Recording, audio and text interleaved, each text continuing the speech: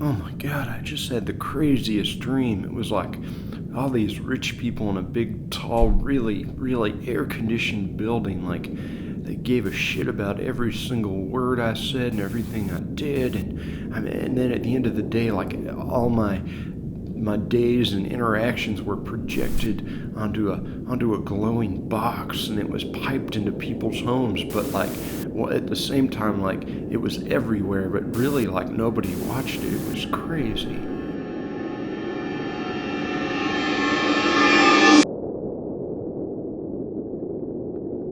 It's time for you to wake up from that dream. Why? Oh, Echo, you of all people should know. Know what? Your TV doesn't love you, but I do. I do. Your TV doesn't love you, but I do. I do. UHF and VHF, it doesn't breathe, it doesn't have breath, but I do, and I love you.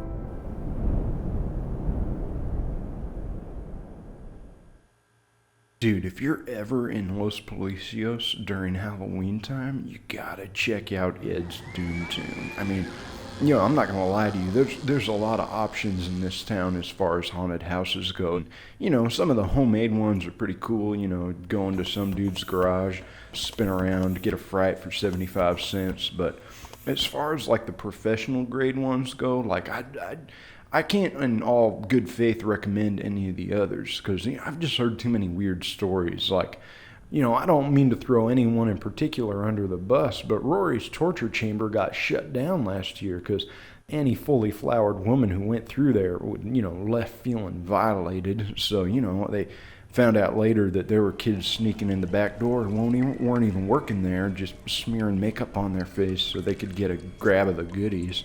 But, you know, nothing like that happens at Ed's, you know, because he's just a good guy and he runs a good haunted house. You know, I guess I got a little bit of an ulterior motive in promoting the place, because the Doom Tomb employs like half of the Tarantula every season. I play this kind of like orc elf creature who sneaks about. Booty plays like this kind of menacing dead baron with a candle. And, you know, Jean is so naturally ghoulish that Ed usually just puts her in a t-shirt without a logo and sticks her in the shadows somewhere. So, but dude, I mean, it is a funnest job. You know, I'm not a weirdo. I don't want to scare kids in the street, but when there's like the proper context for that, dude, I got this like little scurry that I do, and the kids just go, "Well, go!" every time they see me, man. But anyways, the craziest thing about Ed's Doom Tomb is that it's haunted. That's right, man. It's a haunted house. Now, legend has it that, like, way back in the 70s, before Ed even owned the place, these three kids, they wanted to go above and beyond the call of duty. And one of them went to the grocery store and bought a bunch of dry ice. You know, cool idea, right? Billowing fog, scary smoke, right? What the kids didn't know is that mist, the CO2 or whatever, it gobbles up all the oxygen in the room. So these kids suffocated. So that was the legend. And, you know, I don't give a lot of credence to these kind of tales, but I will say, you know, you're alone in the Doom Tomb, and you'd see weird shit out of the corner of your eyes sometimes, you know, or like, you know, you'd be out in the parking lot finishing your chili, and you just see this like odd figure on the periphery, and you're like, man, does that kid work here? And then before you even finish a thought, it's like, he's gone. He's not even there anymore. Now, it was spooking Booty so bad that he was actually considering quitting the gig, and so unbeknownst to me, he basically declares war on the ghosts. You know, he finagles his way onto Tina's internet, and he's looking around, and the crazy thing is, he actually finds this article from the 70s that confirms the story of the kids dying. And he comes to me, and he's like, I'm gonna purge the building of spirits. Well, dude, I mean, if you have a technique, I do. I talked to my uncle in Louisiana, and he told me all I have to do is get like a boombox, play their favorite song, and slowly walk from the middle of the inside of the building out into the alley, and then like into like a clear area, and they'll follow me out and be gone.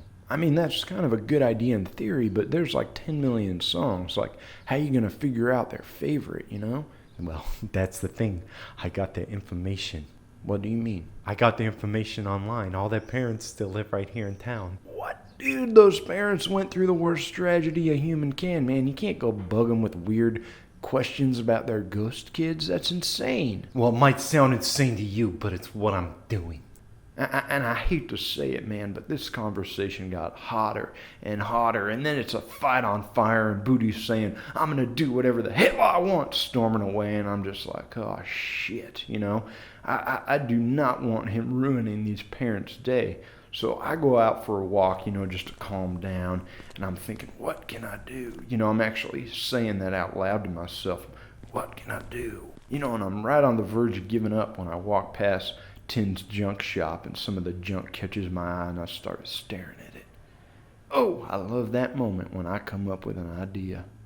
So I go up to Booty's room, and I'm like, Booty, dude, I've been thinking about it, and like, you know, ghosts pose a problem. You know, ghosts could drink your blood. That's vampires. Dude, either way, I mean, they can do spooky things to you, and like, even if you get them out with music, like, how you gonna know they're gone? Because ghosts can be invisible for like up to years at a time.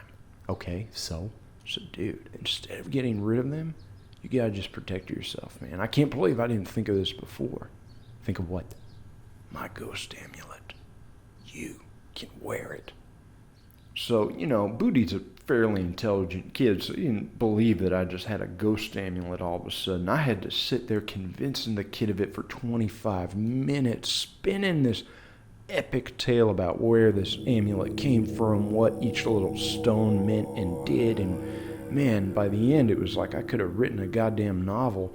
But the kid bought it, and he started wearing that thing around the Doom Tomb, and the placebo effect did its magic, and everything was cool.